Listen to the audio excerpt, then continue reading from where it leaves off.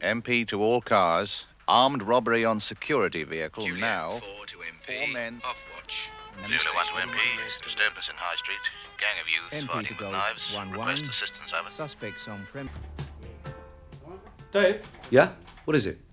did you have any luck with the tall chap? Yeah, I've checked on the car. It belongs to a Mr. James Hallett. So, we have a name for him. And an address.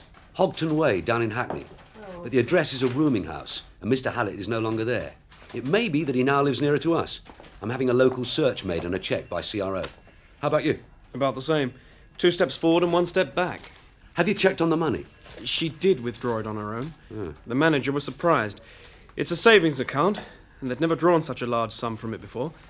He asked her why, in a friendly sort of way, but she offered no reason. Didn't say if it was for her husband. Didn't say anything, which is a pity. They also have another account with that society. A week later, Kemp made another withdrawal, a larger one. He made it. How much? £3,000. That's a lot, isn't it? Did he give a reason? Said he was buying a car. Did the manager wonder why you were asking? He knew I was inquiring about Mrs. Kemp being missing. We just went on from there. Sometimes I wish she would just walk through that door, Dave, back from her once-in-a-lifetime holiday abroad. Yeah. Have you checked the travel companies? One of the first things I did. Anyway, that time is up. It's now 5 weeks. You check why he needed that £3,000, and I'll look for the tall man. See you back in the afternoon. Right. Sergeant Brook! Yes, Mr. Roach? Yes, sir. Are you using Max? He's gone out on an inquiry, sir. Making progress, are you? Well, there is some movement, sir. We're inquiring about money that was drawn last week and where Kemp actually was that Wednesday morning. And getting nowhere. We've come to a halt, sir, yes. When will Max be back? This afternoon. Is Harrison busy? Not at the moment, sir. Right, I'll have him. Send him in, will you? Yes, sir. Jim? Yeah? Mr. Roach wants you. Now? Right away. Do you know why? It may be what you wanted, a chance to show what an experienced copper you are. Do you think so? Yeah, so don't keep him waiting. Go on. Thanks. Wish me luck.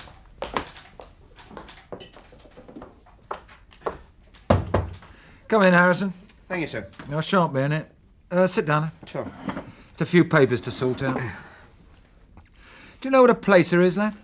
Someone who places a bet, sir? No, not quite. Do you know Wilkes and Sons? Well, yes, sir. They're warehousemen. Anything else about them? They've been losing a lot of stuff lately. How do you know? Read it in the crime complaint, sir. Good lad. Anything else? No, sir. Then I'd better fill you in before we start. They've been losing stuff for the best part of a year. We've had complaints from them. A normal load leaves their warehouse, nothing happens. A valuable load goes out, whiskey, cigarettes, electrical goods, anything easily sold, and it's lost. Like somebody is picking just what he wants. What's your opinion? Oh, someone knows when they're leaving, sir. Could be the loaders, drivers. Yeah, but that isn't the answer. We've put an undercover man with the drivers to see that they didn't use the phone or tip the wink. We've seen that the loaders don't slip out to tell a mate. We've sent out fake loads and they aren't touched. But whenever we've sent out a valuable load, it's snatched. Months and months of observation without result isn't fun. But this week we've had a bit of luck. Will you bring in the warrant book? Yes, sir. What's the hurry? We're going on a search. Old man wants the warrant book. It's by the window. Sure. Where's the search? Top secret. Oh, like that, is it? Yeah, sir. Shall I enter it? No, I'll do it. You nip downstairs and sign for a car. I'll be with you in a couple of minutes. Yes, sir. Right. Where are we going then, sir? We're going to drive around and visit 2 or 3 places. Have a look. If all is well, we'll call for some backup and execute the warrant. Yes, sir. First over North Bridge and to Kelford Road. You found who's been passing the word, sir? Yeah. For months we thrashed around among the drivers and the loaders. Turns out to be a straight-laced young lady in the manager's office. She was in touch with villains. She was passing it to her boyfriend. The boyfriend was passing it on to a thief and getting a cut. You get the picture? Yes, sir. We're going to have a talk with the young lady. No. And we're not going to have a talk with the boyfriend or the thief. We are engaged in an operation, Harrison, where thieves are no more than labourers. They do the grafting, they take the risks, but they don't rate very highly. At the end of the chain is the man I want. The placer? Yeah. Excuse me, sir. This is Kelford Road. Oh, good. A slow drive along. Let's check the cars. Did you see what you want, sir? Yes. The boyfriend is at home. All is well. Now we go to the warehouse and look around. Do you know where it is? Yes, sir. You were telling me about the placer, sir? Yeah.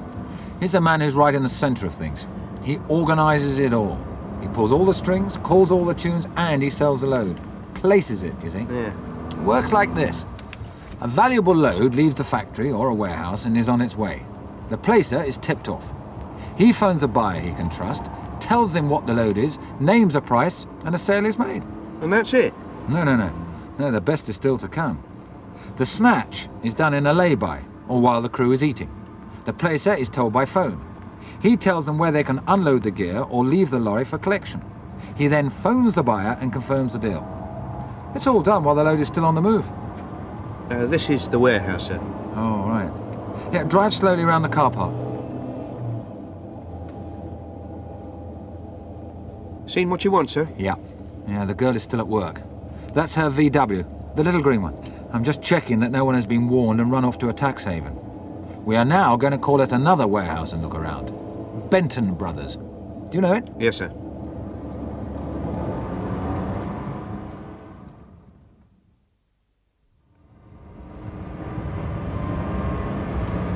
Yeah, sir. Benton Brothers. Ah, handy little warehouse. But no more Benton Brothers in the firm. Sold out some years ago. Yes, sir. And honesty isn't what it was. The owner is now Mr. Howard, and I have reason to believe that some goods stolen last night may have come his way. We don't suspect Mr. Howard. Oh, no, of course not. The storeroom is often rented to others, and could we please have a look around? And you have a warrant? Persuasion is often better than a warrant, lad. Kind words are better than threats. Let's meet our Mr. Howard.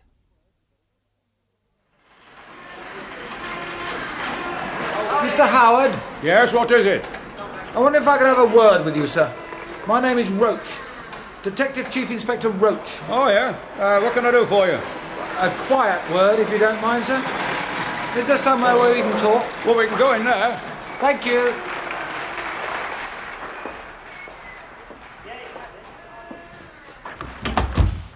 Ah, by the way, sir, this is my colleague, Detective Constable Harrison. Sir? How do you do? Right, sit down. Oh, thank you, sir. Now then, how can I help you? You are the owner of the warehouse? Yes? Is there any part of the warehouse rented to clients, sir? No? Is there any part of it hired to another firm? Look, what do you want me to say, Inspector? That it is or it isn't? What have you come about? Well, sir, we have information that certain goods, known to have been stolen yesterday, have found their way to this warehouse. What kind of goods? If we could have a look around your warehouse, sir. Well, it'll save you a lot of time if you tell me what you're looking for, and I'll tell you if it's here. I see, sir. Well, it's a large consignment of spirits, mostly whiskey and brandy, valued at some £80,000, sir. Well, I can assure you, Inspector, you're wasting your time. There's no whiskey or brandy or any other kind of spirit in this warehouse. The usual procedure, sir, is that we tell you what we are looking for, and then we look for it. All right. Help yourself. Tell my foreman you've got my permission. Kernahan's his name. You'll find him out there in white overalls. When you're finished, I'll be waiting here. Thank you, Mr. Howard. We've looked around, Mr. Howard, and as you said, there's nothing here. Well, you could have saved yourself the trouble. Yes, sir, but we have to act on information. I'm pleased that nothing was found, sir. We know Benton Brothers is a very reputable firm. It's why I asked if part of the building was rented out. Well, that was very thoughtful of you. And since I gave you freedom to search my premises, perhaps you'll tell me why you came here in the first place. A mistake, sir. I'm sorry. An informant got the name wrong, I'm afraid. It doesn't often happen. An informant blames me. Can he get away with that? Oh, they don't get away with it, sir. But usually they're right, and we have to act. You see, the informant is usually one of the thieves himself. Someone who feels has been left out or hasn't had a fair share. Oh, so he just names someone and you rush in? No, sir. Not as a rule. And I've said I'm sorry. Well, what do you do now? I'll go back to my informant, sir. And this time I assure you we'll get the right name. Sir, if you'll accept my apologies, sir, and excuse us. Goodbye, Inspector. Well, what do you think of that, Harrison? Not good for the police image, was it? No, sir, it wasn't. I thought he took it quite well. Well, going to a place on wrong information? Yes, sir. Well, it wasn't wrong information. It was very good information from a reliable source. You see, I'm told Mr. Howard is our placer. I knew he'd never have anything at his warehouse, so I just wanted to test him by dropping into the conversation that one of his gang might be grassing. To see if he'll react. That's right. And I wouldn't mind betting right now he'll be on the phone to whoever bought last night's load, warning him to get it under cover. And he'll be on to his contact, telling him that someone is informing. Oh. Right. Now take me to Chelsea. There's something I want to collect. Right, sir.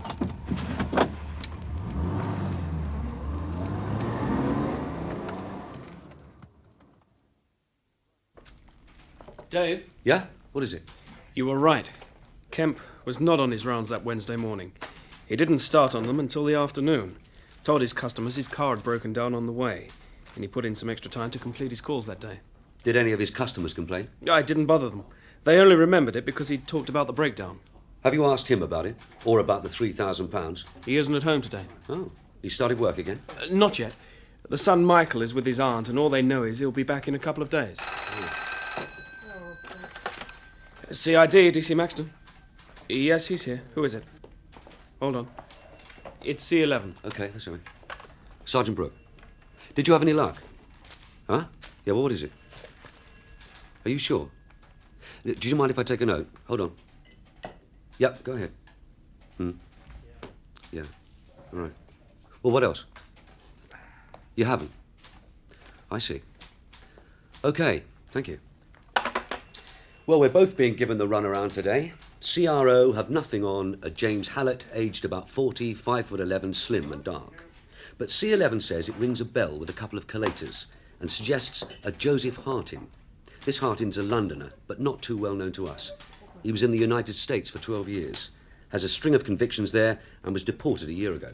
What were the convictions? Hold-ups, liquor stores, grocery stores, petrol stations, and taking hostages. Does he use a gun? No, not according to this. Yeah, have a look. Unarmed combat expert. Break an arm or a leg to get what he wanted. But he hasn't been in our sight since he came back. He could be your man. They usually keep the same initials when they change their name. Joseph Hartin, James Hallett. Yeah, well, they're sending over a photograph, but that's all. Brother Hartin or Hallett has no known address. So? We find his car. It must be parked someplace. Light brown Ford Escort, London registration. It shouldn't be difficult. I want an all stations sent out, beatmen and traffic patrols to keep their eyes open. Well, Harrison, not a bad day's work, was it? A phone tap, sir? Phone tap? It's called surveillance, lad. Phone surveillance. It can be done if it's necessary. Well, I thought Hey, you got it. just you listen to the recording.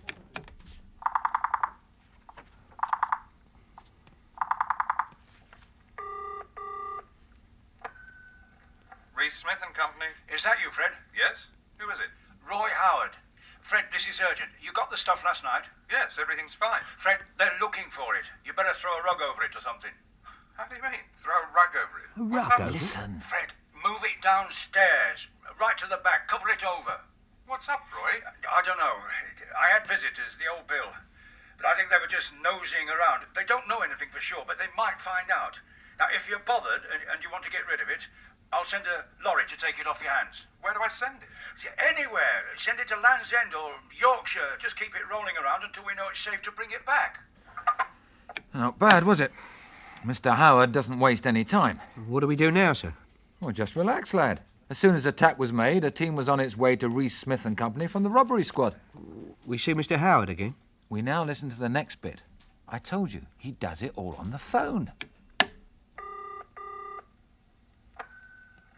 Tree Cafe. George?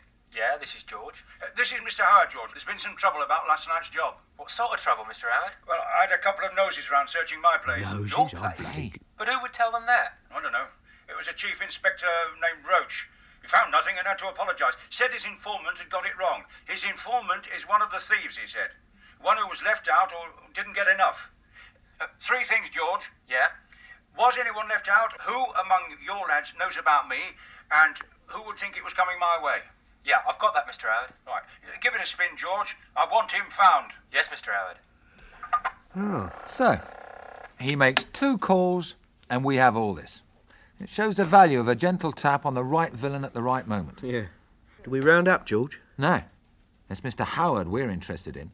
He's the one who knows everything. Places are sometimes anxious to save their own necks and willing to trade. So we go after Mr. Howard? Yeah, and play him like a trout.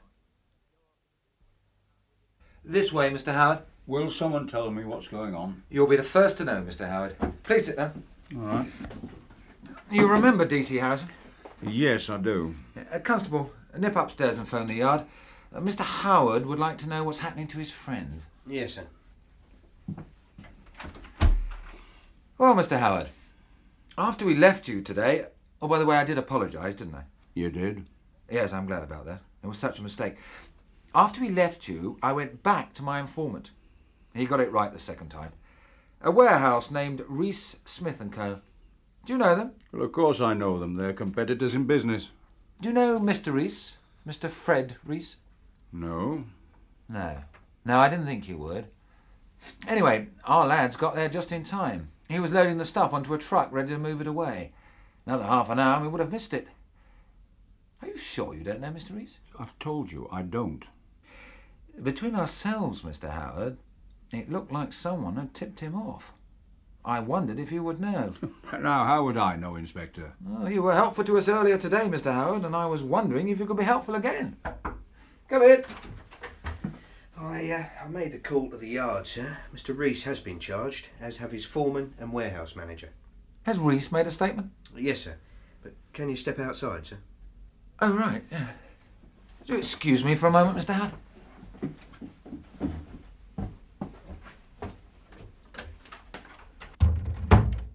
What is it, lad? George did phone him, sir, before we brought him in. The tape's just arrived. Would you like to hear it? Yeah, we'd better. You ready, sir? Yes. Benton Brothers. Who's that? Mr. Howard, it's George. Yeah, what is it, George? I think I know who it could be. Well? There was only one left out, Joe Higgins. And listen, he's a pal of Connor's who was on that job, and they were both drinking in the Keys last night. Connors was buying the drinks, and Higgins was complaining he was broke. Yes, could be, George. Ask a bit more, will you? Was he seen on the phone or talking to a nosy? And what kind of friends does he have? Yeah, I'll do that, Mr. Howard. Thanks, George. Yeah, well, it doesn't tell us anything of great importance, but it can be used. Yes, sir. Some little bits of information there that could upset a villain. You can't figure out how you got to know. Begins to wonder how much you do know. And our Mr. Howard is a man who needs upsetting. You're going to charge him, sir? All in good time.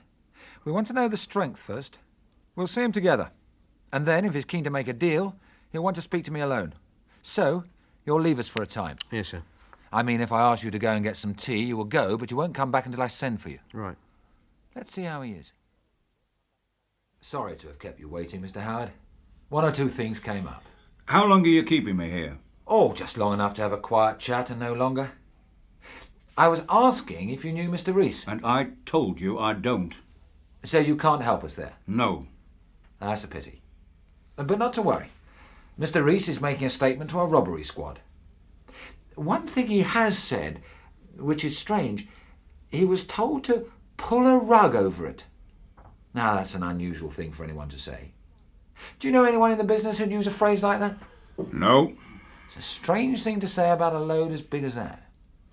Still, I suppose it has its own meaning. Inspector, I don't think I can help you in any way. I think we're wasting each other's time. You could be right, Mr. Howard. Well, if that's all you have to say, do you mind if I leave? Not at all, sir. Mr. Howard. Yes? Do you know why I brought you here? Of course I know. It was to play a game. But I'm a man of very little patience and I don't like games. What makes you think it was a game, sir? Oh, Inspector, you came to my warehouse this morning with a cock and bull story about looking for a stolen load. You found nothing. You found the stuff elsewhere. And then you keep me here while a statement is being made at some other police station. It's clearly a game. Now, if you think you've got anything on me, Inspector, don't play around.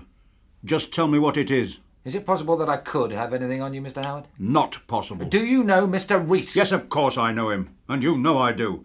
So stop fooling around. Reese will say nothing about me. It's a waste of your time. You think it is? I know it is. Constable, will you get us both a cup of tea? Yes, sir.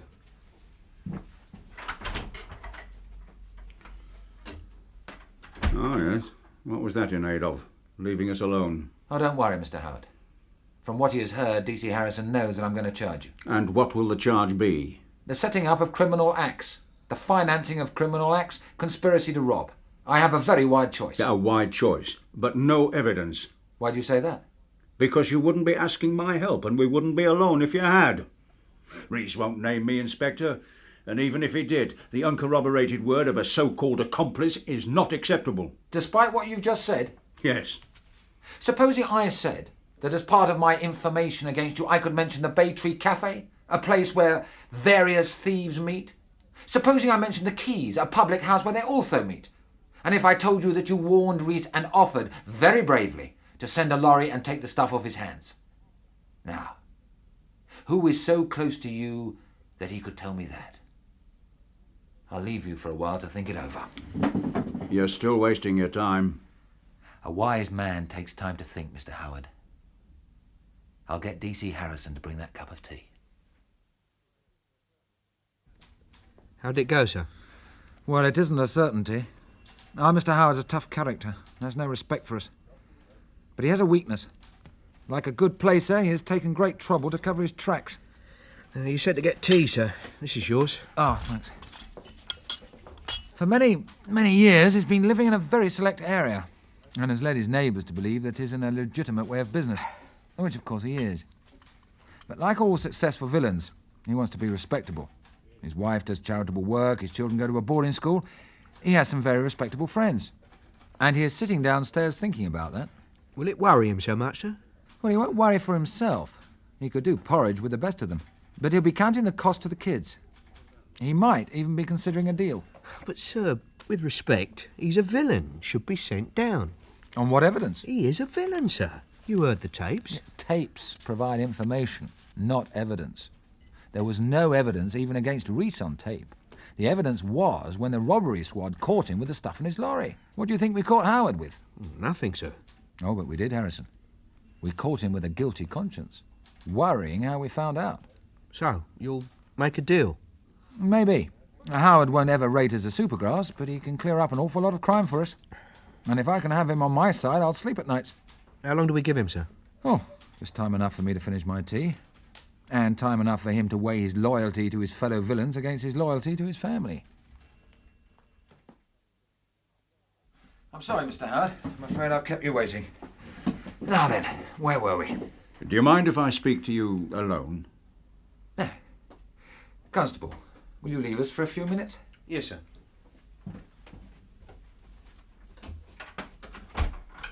You've got something to tell me? No, Inspector. I think you've got something to tell me. You've been asking for a deal. Me? What makes you think that, Mr. Howard? Because everything you've said, Inspector, everything you've done since we came here has a deal written all over it. From the moment you came to my warehouse, knowing I had nothing there. I'm sorry you think that, Mr. Howard. You must know that I'm not allowed to suggest deals. Well, then, what? Well, if you were to offer to help me, I would listen. Yeah. Maybe it would be easier for me to say, make a charge and I'll fight it. Well, you could be right. I'll be straight with you, Mr. Howard. We don't have much on you at this moment. A lot of information, but not a lot of hard evidence. Well, not much that would be admissible. Now, that's being fair to you, although it would still be a risk. There's no risk. Guilty is always a risk. But if you want, you can walk out. Oh, and then you come after me. We'd certainly be watching you. And if I offered to help you? If you were helping us with our inquiries into past jobs, perhaps into future jobs that you might hear about, and if we had good reason to believe that Benton Brothers had its reputation back as a good, honest firm... Yeah. What would you expect from me? I'd want the present job and the past 5. We wouldn't go back any further. Names, dates and places that would lead to arrests. Also, that we would have no more trouble from you. Our job is to prevent crime. Would we have to meet? Just as you wish. Well, could it be done by phone? As you've always worked. By phone. Yeah. Can I think about it? Of course. I'll see you out. Inspector. Yes? It's a deal. What's happened to Jim? He has a grin all over his face. He's been helping the old man. They must have pulled something off. Did your photos come? Oh, yeah. Was it your man? No doubt about it. It's the man Tessa Mitchell saw in the coffee shop. The man she pointed out to me in the high street. Mr. Joseph Hartin, also known as James Hallett. Yeah, have a look. Have you ever seen him? No. Nor has anyone else. He's gone to ground somewhere. I wonder if they did meet. Mr. Hallett and our Mr. Kemp. Yeah, it's still a wild one, isn't it? It gets less wild every day. Hey, got a minute, fellas? Yes? Call from downstairs. They'd like you to go to Markham Place. At this time of night? Well, something they've found. They say it's urgent. Do you know the place, Dave? Yeah, it's mostly derelict ground. Tramps and down and outs use it. Right, let's go.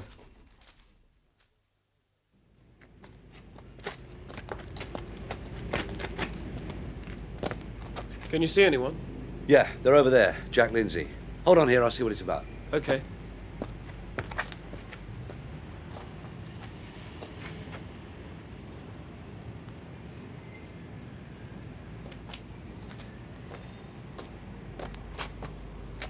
Max? Yes? What was Mrs. Kemp wearing when she left home? Just her everyday things. Be precise.